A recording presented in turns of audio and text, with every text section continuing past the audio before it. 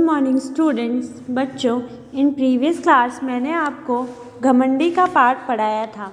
आज मैं आपको पार्ट 11 समझदार लड़का पढ़ाऊंगी।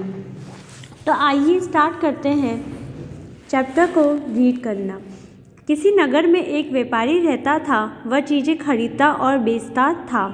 इस काम में उसे अच्छा लाभ होता था। इसी तरह उसने जीवन भर कड़ी मेहनत की। धीरे धीरे वह काफ़ी धनी हो गया। तो बताया गया है कि किसी गांव में एक व्यापारी रहता था और वह चीज़ें खरीदता और बेचता था।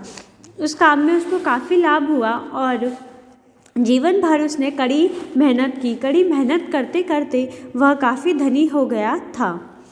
बुढ़ापा आने पर वह सोचने लगा कि वह अपने घर का क्या करे। उसके 2 बेटे थे। वह अपने धन को उनमें बांटना नहीं चाहता था। उसने विचार किया कि वह अपना धन उस बेटे को दे देगा जो दोनों में अधिक समझदार होगा। जब व्यापारी बूढ़ा होने लगा तो उसने सोचा कि वह अपने धन का क्या करे। उसके 2 बेटे थे, परंतु वह नहीं चाहता था कि वह अपने धन का बंटवारा करे। तो उसने विचार किया कि वह अपना धन उस बेटे को देगा जो दोनों में से अधिक समझदार होगा और व्यापार को आगे बढ़ाएगा। लेकिन समस्या यह थी कि इस बात का पता कैसे लगाया जाए कि दोनों में कौन अधिक समझदार है। लेकिन जब व्यापारी ने ऐसे सोचा तो उसके आगे एक और समस्या आ पड़ी कि दोनों में से कौन सा बेटा ज़्यादा समझदार है। व्यापारी कई दिनों तक सोचता रहा। फिर उसके दिमाग में एक उपाय आ गया। जो व्यापारी था उसने कई दिनों तक इस बात पर विचार किया कि कैसे पता लगाया जाए कि दोनों में से कौन अधिक समझदार है। अचानक से उसके दिमाग में एक उपाय आया। उसने अपने दोनों बेटों को बुलाया और दोनों को 50-50 रुपये दिए। उसने अपने बेटों को बुलाकर 50 रुपये दिए। फिर बोला, इन रुपयों को लेकर बाज़ार जाओ। इनसे कोई ऐसी चीज़ खरीदो जो पूरे घर को भर दे। उस व्यापारी ने उनके बेटे से कहा कि इन रुपयों को लेकर तुम बाज़ार जाओ और कोई ऐसी चीज़ खरीदो जो पूरे घर को भर दे। दोनों बेटों ने अपने पिता की ओर आश्चर्य से देखा। दोनों बेटे यह बात सुनकर आश्चर्यचकित हो गए और उन्होंने अपने पिता को आश्चर्य भरी नज़रों से देखा। उन्हें लगा कि वह मजाक कर रहे हैं। उन्हें लगा कि वह मजाक में यह बात बोल रहे हैं, लेकिन व्यापारी मजाक नहीं कर रहा था। उसने अपने बेटों से कहा, इसे मजाक मत समझो। अब रुपए लेकर जाओ। इस काम के लिए मैं तुम्हें कल तक का समय दूंगा। याद रखना कि तुम्हें इस कार्य में 1 रुपया भी अधिक खर्च नहीं करना।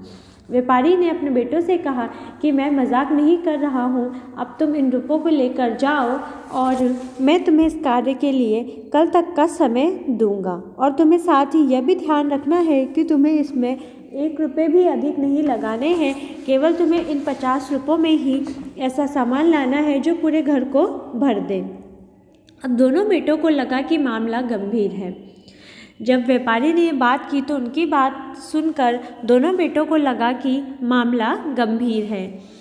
दोनों भाई रुपए लेकर कमरे से बाहर आ गए। बड़ा भाई तो रुपए लेकर सीधा बाजार चल दिया। वह बहुत देर तक बाजार में घूमता रहा, लेकिन उसे कोई ऐसी चीज़ नहीं दिखाई दी जो पूरे घर को भर दे। जो बड़ा भाई था वह सीधा बाज़ार चल गया और वह बाज़ार में घूमता रहा, परंतु इतना घूमने के बाद भी उसे कोई ऐसी चीज़ दिखाई नहीं दी जो पूरे घर को भर दे। बाज़ार में घूमते घूमते वह थक गया। तभी उसे भूसे से भरी एक बैलगाड़ी दिखाई दी।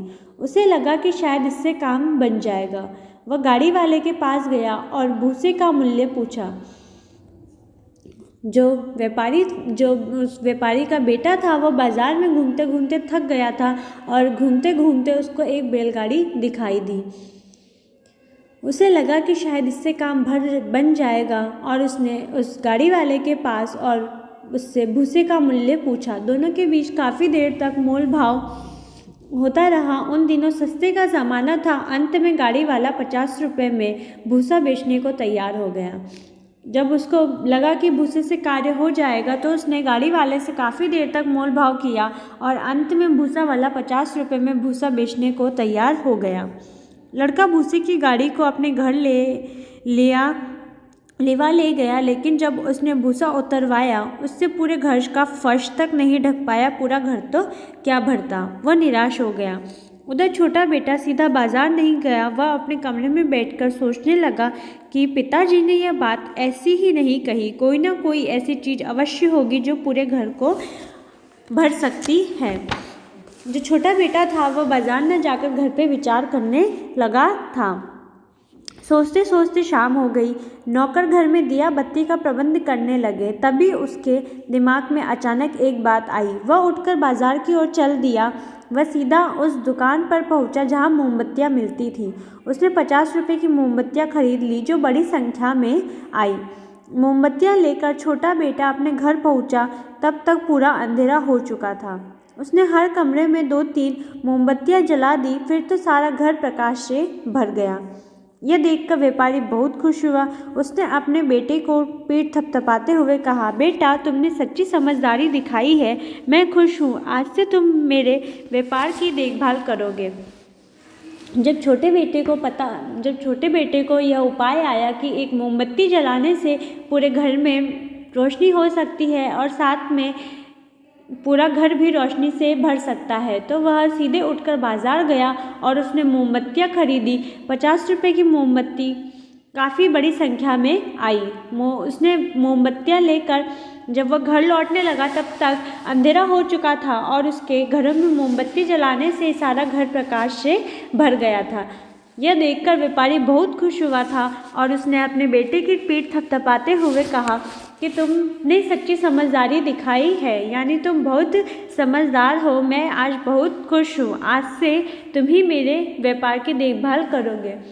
सो स्टूडेंट्स, इस तरह मैंने आपको ये चैप्टर रीड करवाया है। आपको भी ये चैप्टर रीड करना है एंड समझना भी है। Thank you.